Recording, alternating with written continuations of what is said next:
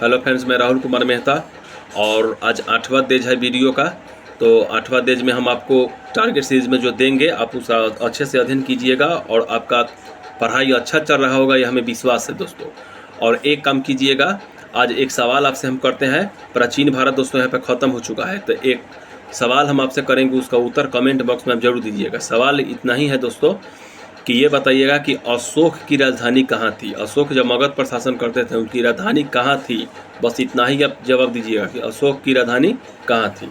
अब चलिए दोस्तों, मध्यकालीन भारत में हम आपको बताते हैं कि भारत पर अरबों का आक्रमण। दोस्तों आपको पढ़ना है कि भारत पर अरबों का आक्रमण। उसके बाद दोस्तों पढ़ना है कि महमूद गजनी और मोहम्मद गौरी।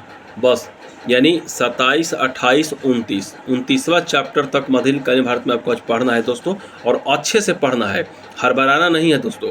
इसके बाद दोस्तों पीछे से आप रिवाइज जरूर कीजिएगा, क्योंकि आप रिवाइज नहीं कीजिएगा तो भूलते चले जाइएगा। तो पीछे से 1-2 चैप्टर डेली, जैसे मानिए कि आज प्राचीन भारत के स्रोत, प्रागैतिहासिक काल, सिंधु सभ्यता, इतना का जल्दी 20 मिनट में एक बार रिवाइज कर लीजिएगा अच्छे से। फिर इसको पढ़िएगा कि भारत पर अरबों का आक्रमण, महमूद गजनी और मोहम्मद गौरी, यानी 29 तक आज माने आपको पढ़ना है, बस इससे ज़्यादा नहीं पढ़ना है।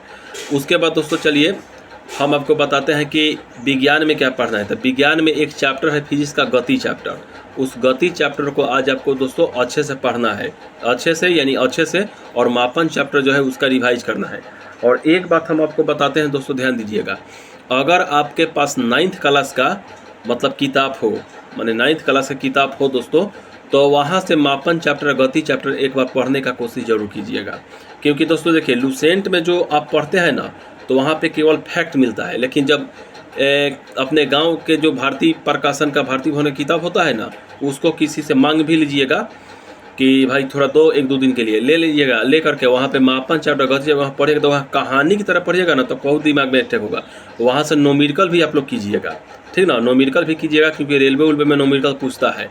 तो इतना हम आपको बता दिए, ठीक। उसके बाद दोस्तों चलिए हम आपको बताते हैं आगे कि मैथ में परसेंटेज चैप्टर का 3रा वीडियो हम डाल दिए हैं टेलीग्राम चैनल पर जनरल सर का, उसको आपको परसेंटेज आप करना है।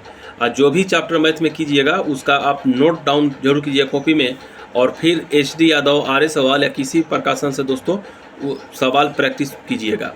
इसके बाद दोस्तों रीजनिंग में क्या पढ़ना है, तो रीजनिंग में आपको तो इतना ही पढ़ना है। एक चैप्टर है दिशा ज्ञान, यानी दिशा परीक्षण वाला एक चैप्टर है रीजनिंग में, उसको पढ़ना है कि राम किसी बिंदु से अपने घर से पूरब दिशा में चला, फिर 40 किलोमीटर चलकर बाएं घूम गया, फिर दाएं घूम गया, बोलिए किस दिशा में जा रहा है। इस सब पर आधारित प्रश्न आता है एग्जाम में दोस्तों, इसको आपको करना है।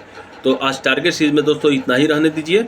और एक बात ध्यान रखिएगा दोस्तों, अपना जो भी पढ़िएगा पीछे से रिवाइज जरूर कीजिएगा, ताकि सिलेबस खत्म होते होते भी आपका पीछे से सब याद रहे।